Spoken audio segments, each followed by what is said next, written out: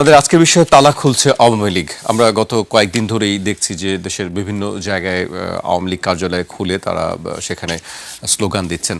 আমি একটি তথ্য পরিসংখ্যান উল্লেখ করতে চাই এই বিষয়ে। প্রায় 18 মাস পর নোয়াখালী, বরগুনা, কুড়িগ্রাম, নারায়ণগঞ্জ, শরীয়তপুর, হবিগঞ্জ, রাজবাড়ী, চট্টগ্রাম এবং দিনাজপুরের পার্বতীপুরে উপস্থিতি জানান দিয়েছে কার্যক্রম নিষিদ্ধ আওয়ামী লীগ।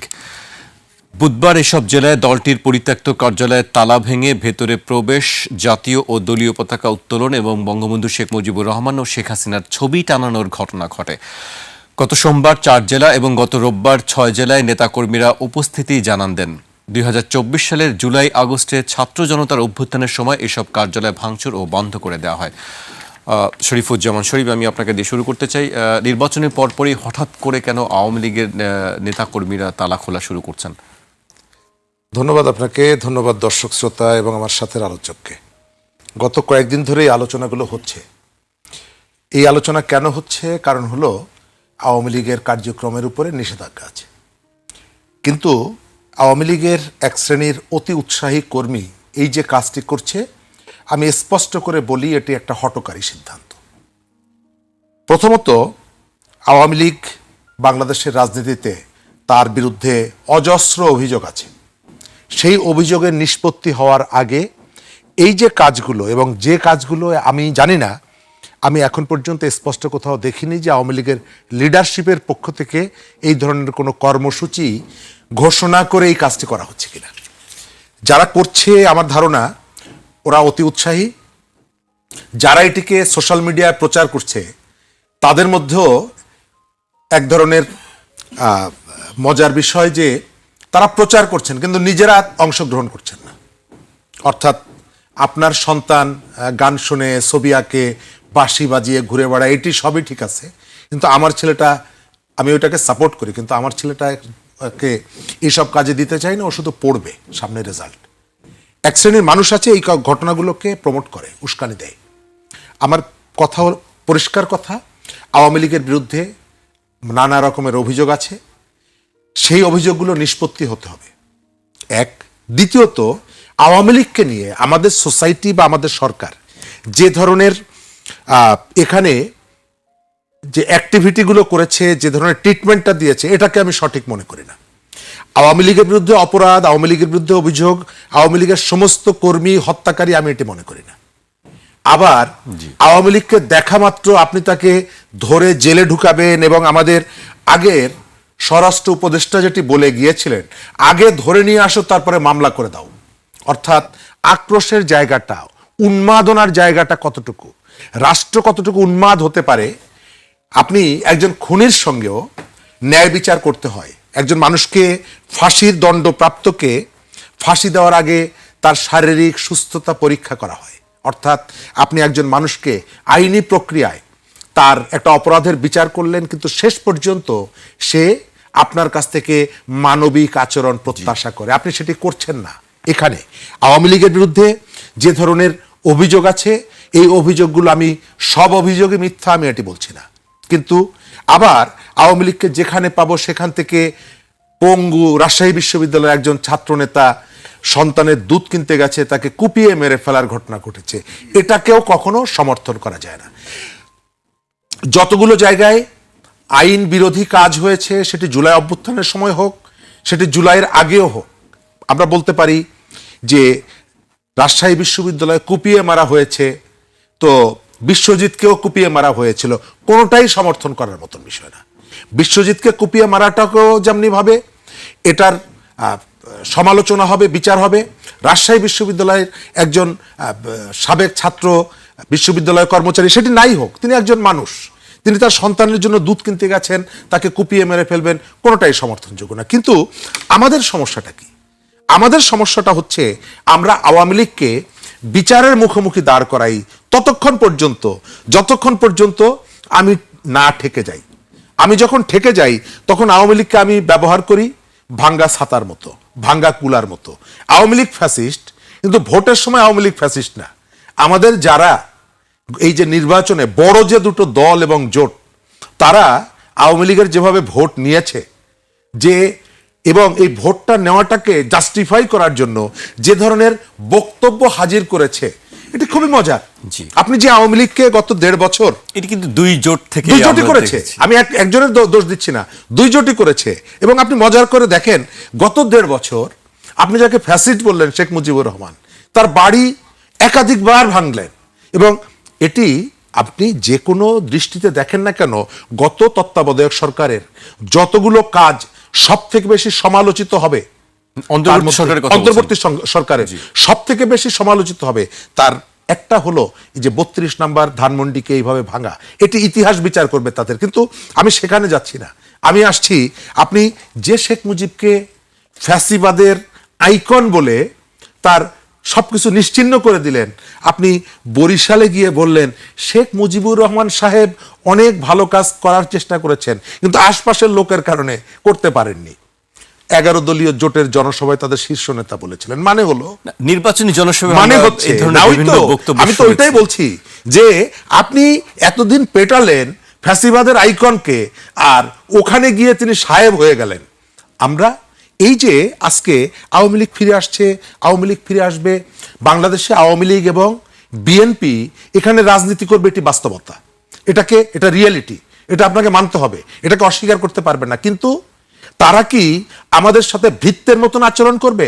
তারা কি আমার সন্তানকে পাখির মতন গুলি করে হত্যা করার অধিকার দেব কি দিব না? যদি সেটি করে তার বিচার হবে কি হবে না, এটি ইম্পর্টেন্ট। আপনি চাইলেই আমাদের এইখান থেকে এই দলগুলোকে নিশ্চিহ্ন করতে পারবেন না, কিন্তু সে যদি আমার সাথে অসভ্যের মতন আচরণ করে, আমি কি সেটি মেনে নিব? নিশ্চয়ই মেনে নেব না। অবশ্যই। আমি আবু হেনা রাজ্জাকের কাছে আসতে চাই। আপনি আসলে এই বিষয়টি কি দেখছেন যে নির্বাচনের পরপরই আমরা দেখছি যে তালা খুলে কার্যক্রম শুরু করার একটি চেষ্টা তারা করছেন?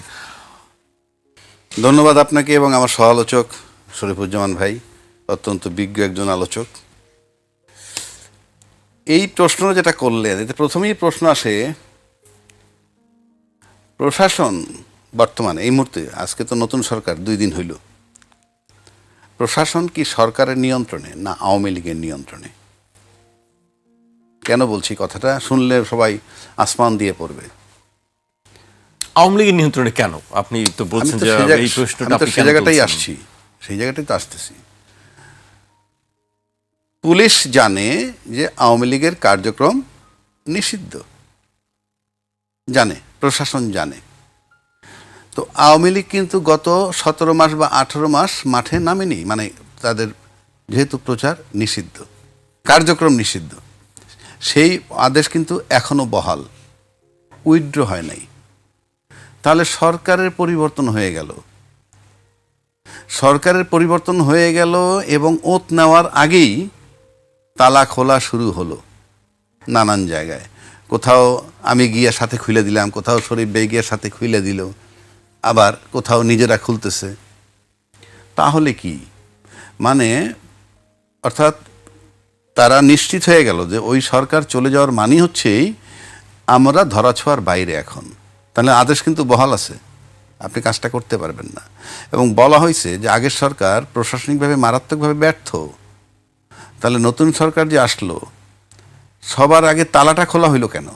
মানে তালা খুলতেছে, আমি কিন্তু কোনোটার বিরোধী না, কিন্তু কার্যক্রম তো নিষিদ্ধই আছে এখন। আরে কার্যক্রম নিষিদ্ধ, তাহলে আপনি অফিস যখন খুলতেছেন, আপনি কার্যক্রম, অফিসে বসাও কার্যক্রম, আপনি কার্যক্রম নিষিদ্ধ মানে কি? এটা অফ থাকবে। আপনার কার্যক্রম উইথড্র হলে তো আপনি অটোমেটিক খুলবেন, ও তাহলে খুলতে পারবেন, এরপর বৈশা চা খাইতে পারবেন, এরপরে আলাপ করতে পারবেন, তারপরে মিছিল করতে পারবেন। কথার কথা বলছি, আমি কিন্তু তাদের ওইটার বিরোধী না, আমি আমার আইনের কথা বলছি যে আমার আইনটা কোথায়। মানে নির্বাচিত সরকার আসলেই যে আইনটা কার্যকর হয়ে যাবে বা তারা বেশি, প্রশাসন বেশি ইফেক্টিভ হবে, সেটা আমি দেখতেছি না। এখন আসেন, যতক্ষণ পর্যন্ত উইথড্র না হয় আপনি অফিস খুলতে পারবেন না, কিন্তু আপনি খুলে ফেললেন কিভাবে?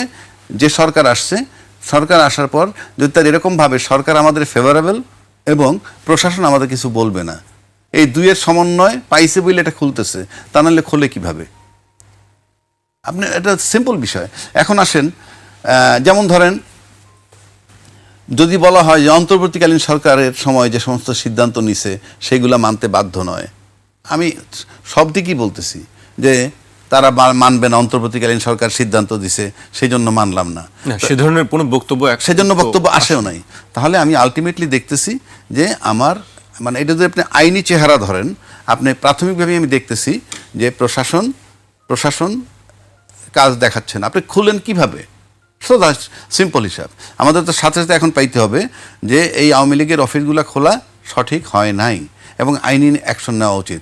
হয়তো আওয়ামী লীগের লোক ভাবতে পারে অথবা বিএনপির লোক ভাবতে পারে কি আমি তাদের এই আওয়ামী লীগের বিরুদ্ধে বা বিএনপির বিরুদ্ধে, নো, আমি বলছি ওই সরকার থাকলে আমরা বারবার বলেছি যে প্রশাসন কাজ করছে না এবং এটা সরকারের দায়। তা সেখানে নিষিদ্ধ আওয়ামী লীগের কার্যক্রম, নিষিদ্ধ আওয়ামী লীগ অফিস খুলে ফেলতেছে, কোথাও কোনো প্রতিক্রিয়া নাই, এটা কিসের লক্ষণ? এটা আমার প্রশ্ন, এটা কিসের লক্ষণ? এবং আওয়ামী লীগের অফিসের তালা খুলছে, এটার মানে ইনডাইরেক্টলি আপনি ধরতে পারেন যে যেহেতু সরকার বাধা দিচ্ছে না, প্রশাসন বাধা দিচ্ছে না, তাহলে আওয়ামী লীগের তালা খোলা মানে আওয়ামী লীগের নিজের খোলা আর সরকারের খুলে দেওয়ার মধ্যে আমি কোনো পার্থক্য দেখি না। সুতরাং আপনি হিসাব করতে পারেন আমরা সামনের দিক কোথায় যাব, কেননা কেউই আমরা আইন মানতেছি না। যেহেতু আইন সামনের দিকে কোথায় যাব, তাহলে আপনি বলছেন বা আপনি কি চিন্তা করছেন? এই যে শুরুই তো হইলো যে আপনার আইনের উপর নিয়ন্ত্রণ নাই, আইন দ্বারা নিয়ন্ত্রণ করা যাচ্ছে না। আপনি এটা তো আমার আইনস্টাইন হইতে হবে না, কার্যক্রম নিষিদ্ধ আছে তো, অফিসগুলো খুলতেছে কিভাবে? তাহলে অফিসগুলো খুলতেছে কিভাবে? আওয়ামী লীগ কার্যক্রম শুরু হয়ে যাবে সেটি আপনি বলছেন? অফিস খোলা মানে কি? কার্যক্রম যদি শুনে তাহলে লক থাকলে সমস্যা কোথায়? অফিসের তালা খুললে আর বন্ধ যদি পার্থক্য না হয় তাহলে খোলার দরকার কি? আমি বুঝাইতেছি ওইটা। আমি আওয়ামী লীগের বিরোধী না, আওয়ামী লীগ মাঠে নামুক, রাজনীতি তার ব্যাপার, কিন্তু প্রশ্ন হচ্ছে আমার আইন প্রশাসন, যেটা আমরা 17 মাস ব্লেম দিলাম যে নির্বাচিত সরকার ক্ষমতা আসলে আমরা দেখবো আইনের আলাদা চেহারা, সেটা কোথায় পাচ্ছি? বরং নির্বাচিত সরকার আসার পর তো অফিসগুলো খুলতেছে। এই বিষয়ে হয়তো সরকারের পক্ষ থেকে বক্তব্য হয়তো সরকার পরিষ্কার করবে বিষয়টি। আমি শরীফুজ্জামান শরীফের কাছে আসতে চাই। শরীফ ভাই, আজকে সুজনের একটি অনুষ্ঠান ছিল, সেখানে বলা হচ্ছে যে সংসদ নির্বাচনে বিরোধী দলের পক্ষ থেকে বিজয়ী দলকে অভিনন্দন জানানো নতুন রাজনৈতিক সংস্কৃতির ইঙ্গিত, কিন্তু মন্ত্রিসভার শপথ অনুষ্ঠান বর্জন নতুন শঙ্কার জন্ম দিয়েছে। সেখানে একটি শঙ্কার কথা বলা হয়েছে যে মন্ত্রিসভার শপথ অনুষ্ঠান বর্জন যেটি করা হয়েছে, শঙ্কাটা কিসের আসলে? ধন্যবাদ। তার আগে আমি একটু 2 মিনিটের মধ্যে শেষ করে দিই। রাজাক ভাই বলেছেন যে আমি আওয়ামী লীগের বিরুদ্ধে না, আমি বলি আমি বিরুদ্ধে বলিনি তো, আমি বলছি আমার বক্তব্য দিচ্ছে আইন সংক্রান্ত, রাজনৈতিক দল কি করলো না করলো আমার বিষয় না। আমি আওয়ামী বিরোধীও না, বিরোধীও না, দানবীয় যে প্রশাসনটা যে নাই, কাজ যে করতেছে না, আমি সেটা দেখাচ্ছি। তালা খুলতেছে কিভাবে? আমি যে আওয়ামী লীগ জুলাইয়ে দানব হয়ে উঠেছিল তার বিরুদ্ধে, অফকোর্স আমি তাদের শাস্তি চাই। হ্যাঁ, আমরাও চাই, এবং সেটি আইনের পদ্ধতিতে, মবের মাধ্যমে না। গত 1.5 বছর এখানে মবের মাধ্যমে বিচার করতে গিয়ে অনেক অপরাধীকে, তার অপরাধকে ছোট করা হয়েছে, তার বিরুদ্ধে মানুষের যে ক্ষোভ সেটিকে প্রশমিত হয়েছে এবং এক ধরনের সিম্প্যাথি তৈরি হয়েছে তাদের উপরে। এটার জন্য তারা দায়ী। কারা? যারা 1.5 বছর ক্ষমতায় ছিলেন, তারা এই কাজটি করেছেন। দ্বিতীয়ত, আপনি তালা মেরে আওয়ামী লীগকে নিশ্চিহ্ন করতে পারবেন না, এটিও বাস্তবতা। আপনি অফিস তালা দিয়ে বিএনপিকেও নিশ্চিহ্ন করতে পারবেন না, এটিও বাস্তবতা। এটাকে আপনার মানতে হবে। কিন্তু এই বাস্তবতা মানতে গিয়ে আমি তাদের দ্বারা যে অপরাধ সংগঠিত হয়েছে সেটাকেও আমি অস্বীকার করব না, আমি তার জন্য বিচার করব, সেই বিচারের দাবিটা আমি করব। এই সময়কালে মানুষের মধ্যে একটা স্বস্তি ফিরে এসেছে। মবের যে শাসনটা ছিল সেখান থেকে এক ধরনের স্বস্তি ফিরে এসেছে। আওয়ামী লীগের যারা অফিস খুলছে, আমার যতটুকু ধারণা এটা দলীয় সিদ্ধান্ত না, কতগুলো অতি উৎসাহী যারা থাকে, হটকারী যারা থাকে, তারা এই কাজগুলো করছে। এবং করতে গিয়ে গতকাল না পরশুদিন নোয়াখালীতে আবার 5 জন গ্রেপ্তার। কিন্তু তারা এতদিন করেনি কেন? এতদিন করেনি, তাদের মধ্যে একটা ধারণা ছিল যে প্রশাসন আসলে এক ধরনের কাজ করে নেই, কিন্তু সেখানে বিকল্প যে প্রশাসন হয়েছিল, মবের যে শাসনটা ছিল, আপনি খেয়াল করে দেখবেন এই মব যারা তৈরি করত তাদের অনেককেই আমরা এখন দেখছি একটু নরম সুরে কথা বলছেন। ওই যে স্বতঃস্ফূর্তভাবে বিভিন্ন জায়গা থেকে যে ধরনের রিয়াকশনটা হতো সেই রিয়াকশনটা নাই। সম্ভবত এটা একটা কারণ। কারণ এই পর্যন্ত আওয়ামী লীগের কোনো পজিশন থেকে বলা হয়নি যে অফিস খোলো, কর্মসূচি চালু করো। অতি উৎসাহী হটকারী জায়গা থেকে সম্ভবত এটি করা হচ্ছে। তবে আমি আমার কথা শেষ করব ওই জায়গাটায়, আপনি আওয়ামী লীগ বা বিএনপির অফিসে তালা মেরে তাদের সমাবেশ করতে না দিয়ে ইত্যাদি ইত্যাদি করে এদেরকে নিশ্চিহ্ন করতে পারবেন না। এটি বাস্তবতা, এবং সেটি আপনি আবার অ্যাটাস্টেড করেছেন, সত্যায়িত করেছেন ভোটের সময় তাদের দুয়ারে দুয়ারে ভোট চাইতে গিয়ে। তবে আওয়ামী লীগের যারা অপরাধী, যারা গণহত্যার সাথে জড়িত, যারা টাকা পাচারকারী, তাদেরকে কোনোভাবেই অফিস খুলুক আর জানালার ফাঁক দিয়ে প্রবেশ করুক, তাদেরকে ক্ষমা করা যাবে না। আমাদের এখানে রাজনৈতিক সংস্কৃতির পরিবর্তনটা আমরা চাই। সরকারি দল, বিরোধী দল, বাংলাদেশের সমস্ত রাজনৈতিক দল মিলে জাতির সংকটে কাজ করবে, এটি আমরা চাই। আমরা সংসদের সদস্যদের যে শপথ অনুষ্ঠান, সেখানে আমরা দেখলাম, তার আগেও দেখলাম, মজার ব্যাপার দেখেন আপনি, রাজনীতিবিদরা আমাদেরকে কতটা হালকা মনে করে অথবা আমাদেরকে কতটা বোকা মনে করে এবং আমাদেরকে কিভাবে ধোকা দেয়।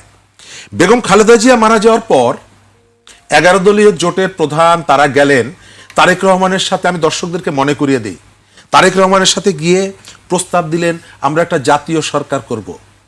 আবার নির্বাচনের পরে যখন তাদেরকে জিজ্ঞেস করা হলো জাতীয় সরকার হলে কি করবেন, না করব না। কারণ কি, ততক্ষণে তাদের আসন তারা যেভাবে ভেবেছিলেন সেটি হয়নি, সংখ্যাগরিষ্ঠতা সেটি পায়নি।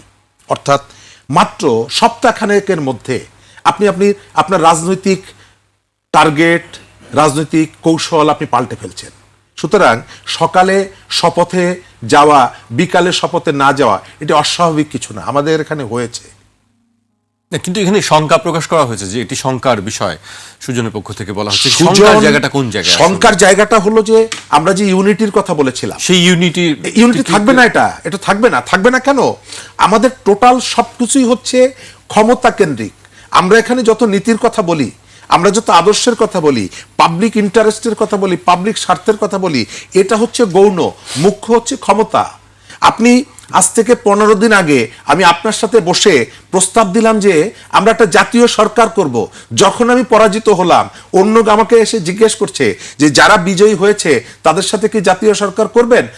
আমি বলছি না, করব না। নির্বাচনে যে আসনগুলোতে আমি বিজয়ী হচ্ছি সেই আসনগুলো নিয়ে কোনো প্রশ্ন নাই, কিন্তু নির্বাচনে যে আসনে আমি বিজয়ী হচ্ছি না, আমি প্রশ্ন তুলছি সেগুলো নিয়ে। সরকার প্রধান যখন বলে যাচ্ছেন যে এই নির্বাচনে কারা কারা বিজয়ী হবে, আমি ওটা নিয়ে প্রশ্ন তুলছি না। আমি জিজ্ঞেস করছি ইলেকশন কমিশন তুমি যথাযথ দায়িত্ব পালন করো না। আমি অভিযোগ করছি বিএনপি সংখ্যাগরিষ্ঠতা পেয়েছে, অভিযোগ বিএনপির দিকে। আরে নির্বাচন তো বিএনপি করে নাই, নির্বাচন তো সরকার করেছে, নির্বাচন তো ইলেকশন কমিশন করেছে। তাদের বিরুদ্ধে আপনার কোনো অভিযোগ নাই, আপনার অভিযোগ হচ্ছে বিএনপির বিরুদ্ধে, বিএনপির অভিযোগ জামাতের বিরুদ্ধে। তাহলে আপনি এটি ধরে নিচ্ছেন যে এই ইলেকশনে আসলে ইলেকশন কমিশন অথবা গভর্নমেন্ট ফাংশনাল ছিল না। তা না হলে রাজনৈতিক দল প্রতিদ্বন্দ্বীরা একজন আরেকজনকে হারিয়ে দিতে পারে নাকি? আপনি সেই কথাটা কেন বলছেন না? জি, শরীফ ভাই আপনার কাছে আবারও আসবো। আমি রাজ্জাকের ভাইয়ের কাছে আসতে চাই। আপনি আসলে কোনো শঙ্কার জায়গা দেখছেন কিনা যে বিষয়টি সুজন অ্যাড্রেস করেছে, যে আসলে যে শপথ অনুষ্ঠানে না যাওয়া, সেখান থেকে কি ঐক্যের কোনো বিরোধ বা ফাটলের শপথ মানে আপনি বলছেন মন্ত্রী পরিষদের শপথ হয়ে যায়নি? না, শঙ্কা কি হবে না হবে বড় কথা না। বড় কথা হচ্ছে যে আপনি যখন 2/3 মেজরিটি পেয়ে যায় কেউ, তখন যদি সে কিছু কেয়ার না করে, অবজ্ঞা করে, অবহেলা করে, কিছু করার নাই। বিষয়টা ওইখানে। কেননা কতগুলো বিষয় আছে, আপনি যদি বলেন যে আইনে নাই, তো আইনে তো সব থাকবে না। যেমন ভাই বোনের সম্পত্তি কি, ভাই পায় ডাবল, বোন পায় ভাইয়ের অর্ধেক, তাই না? এখন ভাইয়ের বোন মিলে যদি বলে যে আমরা দুজন সমান সমান নিব, তাতে তো ওই যে মুসলিম মতে তো তা নাই। মুসলিম মতে আছে ভাই ডাবল পাবে, বোন ভাইয়ের অর্ধেক পাবে। কিন্তু ভাই বোন মিলে যদি বলে দেন আমরা দুজনে সমান ভাগ করে নিই, তাহলে আইনে কিছু আসে যায় না। তা আমরা এখন যেমন কথা তুলতেছি, আইনে নাই, কি নাই, আইনে গণভোট নাই। কিন্তু আমি তো গণভোট মেনে নিছি, গণভোট করব। গণভোট করার জন্য সরকার একটা অধ্যাদেশও জারি করছে, তার ভিতরে বলা আছে গণভোটটা ফাইনালি কার্যকর কিভাবে হবে। না হইলে সেটা ভিন্ন কথা। গণভোট মেনে নিলাম, নির্বাচনের সময় বললাম যে হাতে ভোট দাও, আমরা তো মেনে নিলাম। তো মেনে নেওয়ার পর মেনে নেওয়ার পর যদি আমরা এখন দুইটা ওত নেওয়ার কথা, একটা নিলাম সংবিধান সংসদ সদস্য সংস্কার হিসেবে, আরেকটা হচ্ছে সংবিধান সংস্কার পরিষদের সদস্য হিসাবে, আপনি তখন নিচ্ছেন না। আপনি যদি না নেন কি করার আছে? এখন আপনি নিচ্ছেন না বইলে আবার মন্ত্রী পরিষদে আমরা গেলাম না, মানে মানে যারা গেল না তাদেরই বা কি করার আছে? এখন এটা তো মনে করেন শঙ্কা বলতে কি, আপনি ফ্রম ডে ওয়ান তো একটা মতবিরোধ, একটা অনৈক্য যেটা চলমান ছিল 8 মাস, তারপরে গেলাম গণভোটে, আবার চলে আসলো, সেই শঙ্কার জায়গা তো রয়েই গেল। এখন শঙ্কা বলতে সবসময় পার্লামেন্টে আইনি লড়াইটাও তো শঙ্কা। এখন এই যে আমি যদি না মানি, এখন আমার 2/3 মেজরিটি আমি মানলাম না, তো কি হবে? মানলেন না যখন আপনি যে সংবিধানে নাকি বলছে 2টা শপথ নাই, একটা শপথ আছে সংসদ সদস্য হিসাবে নিবেন, তো সেটা তো সেই সংবিধান মোতাবেক আপনার নির্বাচনটা হইতে হবে। সেই সংবিধান মোতাবেক নির্বাচন হইতে গেলে তো প্রধানমন্ত্রীর ক্ষমতায় থেকে 3 মাস মেয়াদ থাকতে নির্বাচন হইতে হবে। সেই সংবিধান থাকলে তো আপনাকে সংসদ ভেঙে যাওয়ার পর 90 দিনের মধ্যে, কোনো কারণ না হলে আরও 90 দিন, 180 দিনের মধ্যে নির্বাচন হইতে হবে। সেখানে আপনি ফেব্রুয়ারি 2026 আমরা নির্বাচন করলাম কি হিসাবে? আমরা মেনে নিছি বলে, আমরা মেনে নিছি, এটাই হলো আইন। এখন আপনি যদি বলেন লিখিত নাই, সেটা তো ভিন্ন কথা। সংবিধান মোতাবেক নির্বাচন হলে তো অন্তর্বর্তীকালীন সরকার কি সংবিধানে আছে? সে দিল নির্বাচন, আমি সেই নির্বাচনে গেলাম, তো সেটা আমার পক্ষে আইলো, আমি নিয়ে নিলাম, আমি গণভোট নিলাম না, গণভোট মানলাম না, কিছু করার নাই। কারণ বাংলাদেশে তো নতুন না আমাদের। যদি বিষয়টা এমন হইতে, এটা নতুন না, এটা ওই 53 বছরের ইতিহাস এরকম। গণভোট মানার না মানার কথা তো কেউ বলছে না। গণভোট তো মানছি না, তো গণভোট তো আমি মানছি না। গণভোট মানলে তো গণভোটের আলোকে সংবিধান সংস্কার করবেন, সেজন্য সংস্কার পরিষদের সদস্য হিসেবে আপনি ওত নিবেন। আপনি ওত না নিলে মানলেন? ওত না নিলে তো মানলেন না, আপনি তো বসতে হবে এটি নিয়ে। আপনি ওত না নিলে তো এটি নিয়ে বসবেন না। এইবার আসেন যে এই মানে আমি এই যে গণভোটের কথা যেটা আমরা বলছি, এইটা যদি আপনি এখন কার্যকর না করেন তাহলে কি হবে? কিচ্ছু হবে না। কিন্তু আপনি যদি এটা কার্যকর না করেন, আপনি তো ইউনূস সরকার যে নির্বাচনটা দিছে, সেই নির্বাচন মোতাবেক তো ওই সংবিধানটা আপনি কিভাবে আপনি ঢুকতে পারবেন? আমরা আসলাম, বসলাম, 2/3 মেজরিটি আপনি করতে পারবেন, কোনো অসুবিধা নাই। কিন্তু আপনি তো নির্বাচন তো আপনাকে ওই সংবিধান মোতাবেক কেউ দেয় নাই। ওই সংবিধানের মেয়াদ থাকার 3 মাসের আগে দেয় নাই, কিংবা মেয়াদ শেষ হওয়ার পরবর্তী 90 দিন 180 দিনের মধ্যে হয় নাই ওই সংবিধান মোতাবেক। তাহলে এই নির্বাচনটা